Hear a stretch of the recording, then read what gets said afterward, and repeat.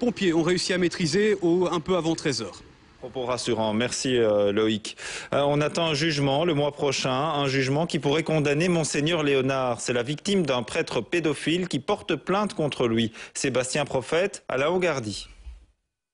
Joël de Villet, aujourd'hui âgé de 35 ans, victime d'un curé pédophile près de Saint-Hubert dès ses 14 ans alors qu'il était enfant de cœur. Victime d'abus sexuels entre 1987 et 91. En 91, il en parle à Monseigneur Léonard.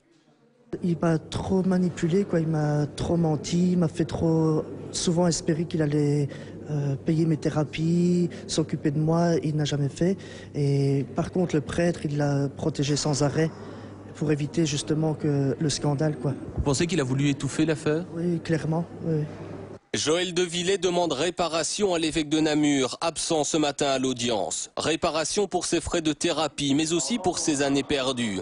La victime dit avoir été exclue de la vie religieuse, écartée du séminaire, la formation pour devenir prêtre. Une mesure à l'époque justifiée, réplique la défense.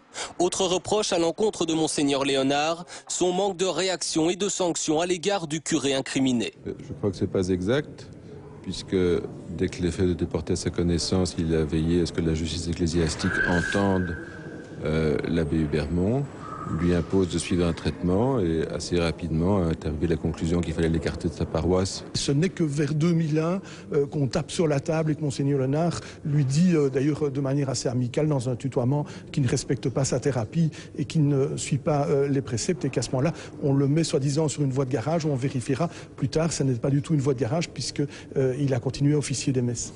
Jugement prévu le 19 février. En cas de condamnation, l'évêque de Namur pourrait devoir verser plusieurs milliers d'euros à la victime. C'est le journal Le Soir qui le révèle. La commission de régulation de l'électricité